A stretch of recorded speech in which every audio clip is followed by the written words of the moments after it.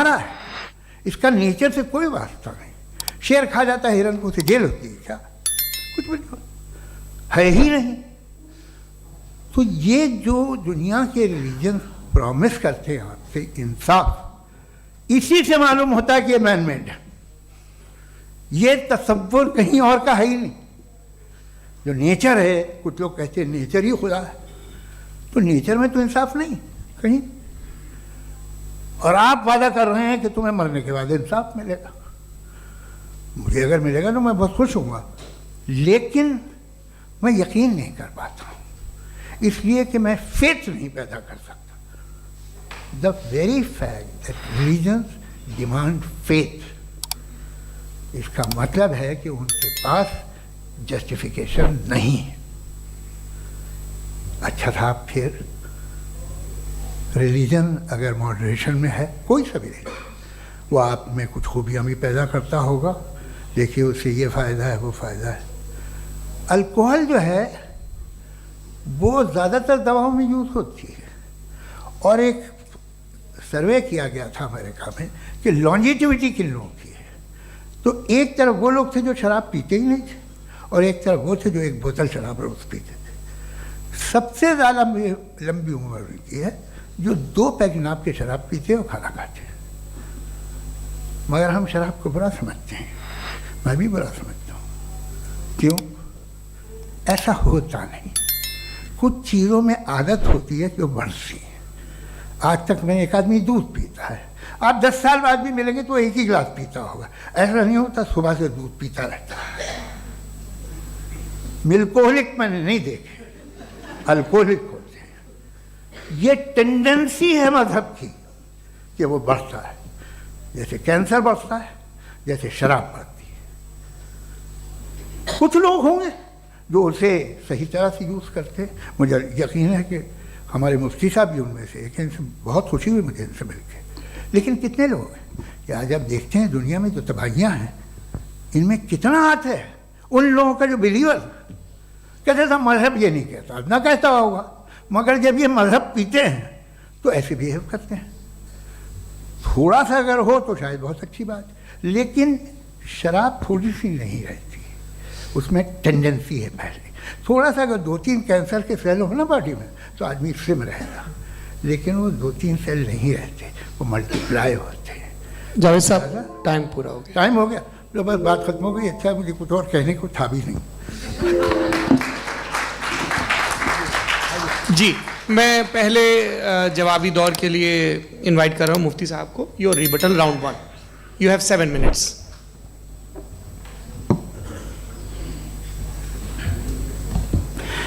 Thank you very much Javed साहब, आपकी बात को सुनकर बड़े महजूज हुए हम लोग। महजूज, do you understand? We enjoyed. Okay, अब थोड़ा सा लॉजिकली उसको हम लोग देखते हैं। दरअसल हम लोगों ने कल गुजारिश की थी मुफ्ती साहब से भी, जावेद साहब से भी, कि हिंदुस्तानी ज़बान आम फहम सबको समझ में आ जाए, और जहाँ कहीं आप मुश्किल शब्द इस्तेमाल करें वहाँ बताते भी चलें। Thank you. तो सबसे पहले हमारे रिस्पेक्टेड जावेद साहब ने हवाला दिया कि खुदा फ़ानी है। कितने मजहब आगे चले गए, किसी ने जुपिटर को खुदा माना, किसी ने किसी को माना। मैं कहता हूँ जिसने कॉन्टिंजेंट चीज़ को खुदा माना, गलत माना, वो खुदा ही नहीं, वो खुदा ही नहीं है। हम तो नेसेसरी बीइंग को साबित करने बैठे हैं, वो नेसेसरी कॉज जो इटरनल है, जो अबदी भी है और अजली भी है। हम किसी और को साबित करने नहीं बैठे। दूसरी चीज उन्होंने कहा कि फेथ एंड बिलीफ, ये एक ऐसी डेफिनेशन है फेथ की जो इन्होंने पहली मर्तबा पेश की है, या माफ कीजिएगा इन्होंने पहली मर्तबा पेश नहीं की है, रिचर्ड डॉकिंस ने पहली मर्तबा पेश की है। मुझे मालूम है ये सोर्स कहां से है। एपिस्टेमोलॉजिकली फेथ और बिलीफ का फर्क आप इस तरह नहीं कर सकते सर। फेथ सही भी होता है, गलत भी होता है, बिलीफ सही भी होता है, गलत भी होता है। जो लॉजिक, रीजन और एविडेंस से बैक्ड होगा वो फेथ सही होगा। और आप जिस फेथ की बात कर रहे हैं कि इलॉजिकल है और उसके पीछे नहीं है, तो we are on the same page. हम नहीं मानते उस फेथ को, जो फेथ ऐसा हो जिसके पीछे कोई लॉजिक ना हो, एविडेंस ना हो, हम नहीं मानते। हम तो उस फेथ के कायल हैं जिसके पीछे लॉजिक हो और एविडेंस हो। तो बिलीफ सही भी होता है, गलत भी होता है, फेथ भी सही होता है और गलत भी होता है। तो आज फेथ और बिलीफ के डिफरेंस पे बात नहीं हो रही है। आज आप चाहे फेथ एक्सेप्ट कर लें या बिलीफ एक्सेप्ट कर लें, आज ये बात होगी कि ट्रूथ क्या है। चाहे ट्रू बिलीफ सही है या ट्रू फेथ सही है, और फॉल्स फेथ क्या है और फॉल्स बिलीफ क्या है, बात इस पे हो रही। दूसरी चीज इन्होंने पूछा स्टुपिडिटी फिर क्या है। अगर फेथ रिलीजन स्टुपिडिटी नहीं है तो और क्या है? चूंकि फेथ का मुतालबा करते हैं तो स्टुपिडिटी क्या है?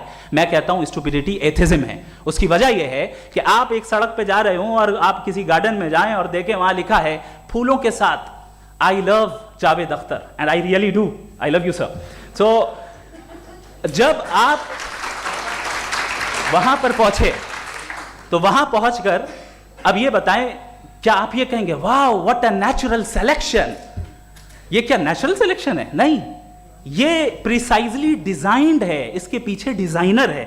लिहाजा अगर कोई एक ऐसी कॉमन सेंस की बात को कबूल नहीं कर रहा है कि यूनिवर्स जो इतने प्रिसाइजली काम कर रहा है, हम कह दें कि खुद ब खुद बन गई, मैं समझता हूं इससे बड़ी स्टुपिडिटी और कुछ नहीं है। ये इर्रेशनल चीज है। फिर हमारे सर ने कहा कि आपने बॉल पे फोकस किया, आइलैंड पे फोकस नहीं किया। अरे आइलैंड को किसने बनाया यही समझाने के लिए तो बॉल की मिसाल दे रहा हूं। और बॉल भी कॉन्टिंजेंट है, आइलैंड भी कॉन्टिंजेंट है, दोनों नेसेसरी बीइंग का मुतालबा करते हैं। आगे इन्होंने कहा कि नेचर में कोई इंसाफ नहीं है। हम डिसाइड करते हैं कि मोरालिटी क्या होती है, इंसाफ क्या होता है। हम डिसाइड करते हैं, जैसे ड्राइविंग सीट में ट्रैफिक वाला, ये तो किसी खुदा ने नहीं कहा, ये है, इसे कहते हैं फॉल्स इक्विवेलेंस। ये एक लॉजिकल फेलेसी है। आपने जो है मिसाल दी ड्राइविंग की और ट्रैफिक की, ये सब्जेक्टिव मोरालिटी है। आप सब्जेक्टिव मोरालिटी को मिसाल बनाकर ऑब्जेक्टिव मोरालिटी के ऊपर नहीं थोप सकते। इंसाफ की ऑब्जेक्टिव मोरालिटी है। अगर आप ये कहते हैं कि नेचर में इंसाफ नहीं है तो इंसाफ का न होना ये नेचुरल हुआ, तो फिर नेचर को नेचर रहने दे, क्यों हम इतना स्ट्राइव कर रहे हैं दुनिया में इंसाफ लाने के लिए? ये तो इलॉजिकल बात है, इर्रेशनल बात है। इसलिए बहुत सी चीजें ऐसी हैं जो ऑब्जेक्टिवली जो है इविल या गुड हैं, और बहुत सी चीजें ऐसी हैं जो सब्जेक्टिवली हैं। सब्जेक्टिवली जो मोरल होता है या इमोरल होता है उसको हम सोशल कंसेंसस से या पर्सनल प्रेफरेंस से डिसाइड करते हैं। लेकिन जो ऑब्जेक्टिव मोरालिटी है, जिसमें इंसाफ आया, जो इन्होंने बार बार रिपीट किया, ये ऑब्जेक्टिव है, सब्जेक्टिव नहीं है। अगर आप कहते हैं ये सब्जेक्टिव है तो मेरा सवाल आपसे ये है, क्या सोशल कंसेंसस के जरिए अगर जुल्म को सही करार दे दिया जाएगा तो आप जुल्म को जस्टिफाई करेंगे? दूसरी चीज इन्होंने ये कहा कि 2 पैक शराब पी लें तो वो उतने पे नहीं रहता, बढ़ जाता है। यही मामला मजहब के साथ है। 2 पैक आप पी लें बढ़ेगा।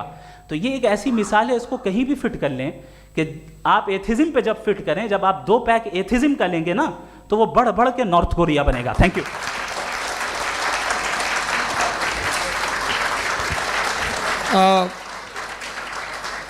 फर्स्ट राउंड के रिबटल के लिए मैं जावेद साहब को इनवाइट कर रहा हूं। आपके पास 7 मिनट का वक्त है, रीसेट कर दीजिएगा प्लीज।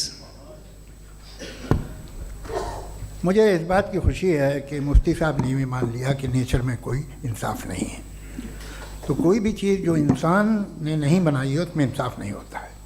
एक बात मैं आपसे अर्ज़ करूँ, जरा पता लगा लीजिएगा, ये जो आप बाग में जाते हैं बेहद खूबसूरत फूल देखते हैं ना, इनमें से कोई नेचुरल नहीं है। ये सारे फूल क्रॉस करके बनाए गए हैं। जो जंगल में फूल होते हैं नहायत मामूली होते हैं। ये फूल इंसानों ने बनाए हैं।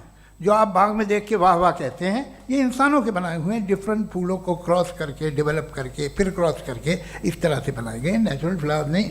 किसी जंगल वीरान में जाके आप गुलाब के फूल नहीं देखेंगे। ये सब बनाए हुए इंसान ने, बहुत से काम इंसान ने किए हैं। बाकी है कि आपने मेरी एक बात का जवाब नहीं दिया, जिससे मुझे शिकायत है कि फेथ क्या है और आप फेथ मांगते क्यों हैं मुझसे? आप तो लॉजिकल हैं, आपके पास तो सारे रैशनल्स हैं, आपके पास सारे सबूत हैं, तो आपको फेथ की डिमांड क्यों करते हैं कि भाई तुम सरेंडर कर दो और सवाल मत करो? कोई मजहब सारे सवाल करने की इजाज़त नहीं देता है और मना करता है कि ज़्यादा सवाल ना करो, बहक जाओगे तुम। आप क्यों रोकते हैं? हकीकत यह है कि इंसानी तारीख क्या है। इंसानी तारीख ये है कि दुनिया में 2 तरह के लोग हुए हैं। एक वो जिन्होंने अपनी लाइल्मी की परस्तिश की है, दूसरे वो जिन्होंने अपनी इग्नोरेंस या लाइल्मी से झगड़ा किया है और मालूम किया है कि क्या है। ये जो आप कह रहे हैं, आज आप हैरान हैं कि भाई ये यूनिवर्स कैसे बनी। लोग हैरान थे कि सूरज डूबता है तो इधर से कैसे निकलता है। और आप एक कदम जाके हमेशा का मानने को तैयार है, एक कदम पीछे ही मान जाइए। भाई आप इसके बाद जाते हो, कहते सवाल ना करना कि ये कहाँ से आया, ये पावर तो हमेशा से हमेशा रहेगी। तो आप यूनिवर्स के बारे में मानने में क्या तकलीफ है? एक कदम पहले रुक जाइए, ये हमेशा से थी या नहीं थी हमें मालूम नहीं है। और ये कहना कि हमें मालूम नहीं है, कमाल ये है कि दुनिया के सारे मजहब सब जानते हैं ये दुनिया कैसे बनी थी, कैसे मिटेगी, मरने के बाद क्या होगा, इनको सब इल्म है। इनको किसी को डायनासोर होते थे पहले ये नहीं पता था, किसी को नहीं पता। किसी भी दुनिया की मजहबी किताब में डायनासोर का जिक्र नहीं है, लेकिन बाकी सब बातें, how to make universe in 4 easy lessons and बाकी सब पता है। जिसको सब पता है वो गड़बड़ है। हम में ये इंकिसार, ये ह्यूमिलिटी होनी चाहिए कि हम ये कहें कि हमें ये बहुत सारी बातें नहीं मालूम, लेकिन हम उनकी परस्तिश ना करना, अपनी लाइल्मी को की परस्तिश ना करें, हम उसे पता लगाने की कोशिश करें। जिस दुनिया में आप बैठे हैं सर, ये हॉल जो है, ये इलेक्ट्रिसिटी जो है, ये माइक जो है, जिस हवाई जहाज से आप आए थे, वो जिस कार से आप यहाँ आए हैं, ये सब उन लोगों की बनाई हुई है जिन्होंने सवाल किए थे। ये दुनिया जिसमें आप आज आराम से हैं, ये उन लोगों की बनाई है कि जिन्होंने सवाल किए थे। और हर